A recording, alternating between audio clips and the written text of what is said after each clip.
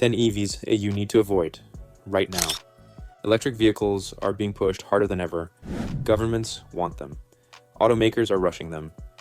Advertisements promise a cleaner future. But here's the truth no one likes to admit. Not every electric car is worth buying. Some EVs are rushed, outdated, overpriced, or built with no real conviction. And if you buy the wrong one, you don't feel futuristic. You feel regret. Let's start the countdown. Number 10, Fiat 500e. Most people don't even realize Fiat sells an electric car, and that alone says a lot. The Fiat 500e feels like an EV made out of obligation, not inspiration. It offers roughly 160 miles of range in perfect conditions. Realistically, that number drops fast. To compensate, Fiat introduced something called Sherpa mode, which attempts to extend range by turning off the air conditioning. That's not innovation, that's desperation. Even worse, the interior still has a start-stop engine button, a clear sign this car was never designed properly as an EV from the ground up. Even if it were free, this would be hard to justify. And if this feels lazy, wait until you see what happens when big brands build EVs they never wanted to make. Number 9, Toyota BZ4X/Subaru Solterra. These two vehicles are essentially the same car, and they represent the purest form of a compliance EV. They drive smoothly, the suspension is comfortable, but everything else feels years behind. The technology is outdated. The driver display looks like something pulled from a 2011 Prius. Charging speeds are poor. Range is underwhelming. Now look at the price. When compared to a Tesla Model Y or Hyundai Ioniq 5, there is no logical reason to choose the BZ4X or Solterra. That reality shows up clearly in depreciation. Lightly used models sell for nearly 50% off their original price. This isn't a terrible car, it's a terrible value, but what happens when a pioneer refuses to evolve at all? Number 8, Nissan Leaf. The Nissan Leaf should have been legendary. It launched in 2010, long before EVs were trendy. Over 650,000 units have been sold worldwide. Early Leaf owners were true believers, buying electric when charging infrastructure barely existed. Nissan had a massive head start, and wasted it. Today's Leaf suffers from limited range, slow charging, and antiquated technology. Yes, it's comfortable. Yes, it's easy to get in and out of. But at $28,000, it makes no sense. You can buy a brand new gas Nissan for $20,000, and it will take years of fuel and maintenance costs before you even approach the Leaf's price difference.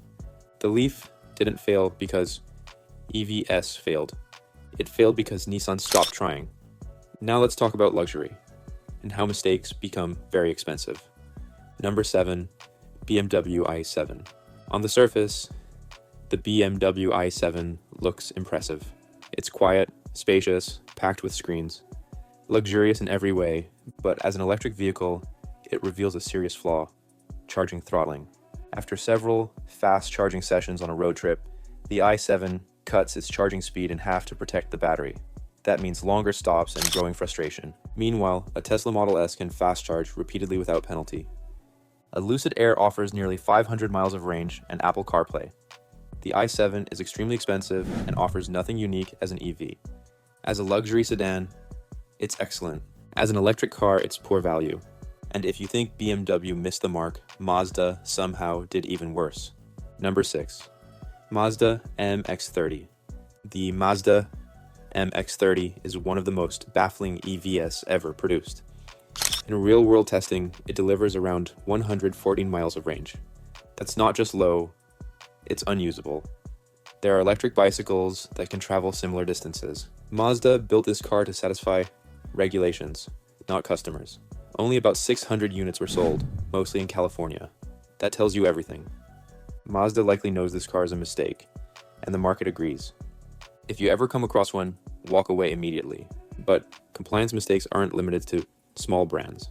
Number 5, Audi Q4 e-tron. The Audi Q4 e-tron looks premium until you spend time with it. Underneath the badge, it's essentially a Volkswagen ID4 with slightly nicer materials and a higher price. The technology feels dated, the software is slow, the charging experience is unimpressive. Worst of all, depreciation is brutal. Audi's electric vehicles lose value at a shocking pace, and the Q4 e-tron offers no compelling reason to accept that loss. If you want an Audi, buy a gas model.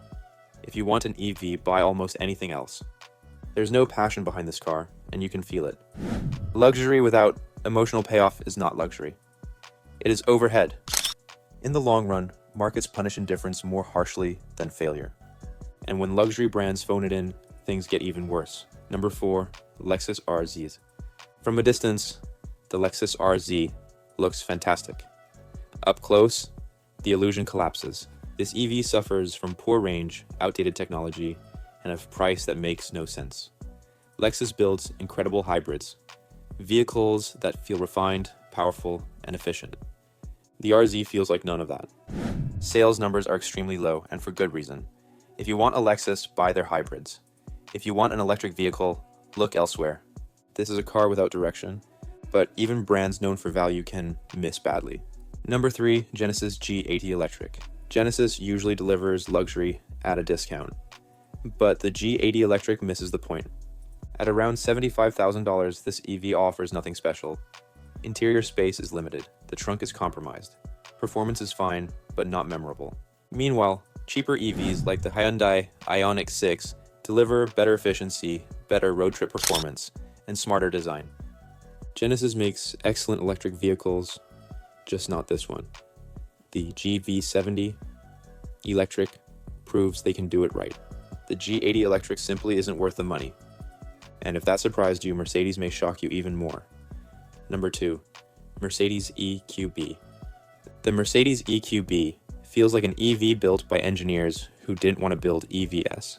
Charging maxes out at 100 kilowatts, the charging curve is poor, and under the hood it looks like a gas car awkwardly converted to electric. Compared to properly designed EVs like the Tesla Model Y, the EQB feels inefficient and overcomplicated. Yes, there are lease deals, but remember, at the end of a lease, you're left with nothing. If you want Mercedes quality, buy their gas models or higher-end EVs. The EQB is not one of them. This is what happens when legacy architecture refuses to let go. Weight rises, efficiency falls, and complexity multiplies without benefit. The EQB carries the costs of two worlds, without mastering either. Discounts don't signal value, they signal hesitation from the market. And hesitation in capital markets and car markets alike is never accidental. And now, the worst offender of them all. Number 1, Dodge Charger Daytona EV. This car tops the list not because it's the worst EV, but because it had no excuse to fail. The Dodge Charger Daytona EV costs up to $85,000 and lacks basic route planning. Instead of guiding you to chargers, it simply shows where the car will die. No solution, no planning, just a warning. Tesla solved this problem years ago. The engineering philosophy behind this car treats EVs like gas cars, and that mindset breaks everything. Dodge didn't want to make this vehicle, and it shows in every decision. For the price of this car, you could buy a Tesla Model 3 Performance that does everything better for tens of thousands less. This isn't innovation, it's resistance disguised as progress. Electric vehicles are the future, but not all EVs deserve your money. Some are rushed, some are outdated. Some exist only to satisfy regulations. A bad EV doesn't just inconvenience you, it kills trust in the entire transition. Choose carefully, and now the real question is this. Which of these EVs surprised you the most? Have you owned one of them, or narrowly avoided making a costly mistake? Share your experience in the comments below. Your insight helps other viewers make better decisions. If this video saved you time, money, or frustration, hit the like button so more people can see it. And subscribe for honest, fact-based videos on electric vehicles, EV technology, and the future of driving. Electric cars are evolving fast, and will help you navigate what's worth buying and what's not.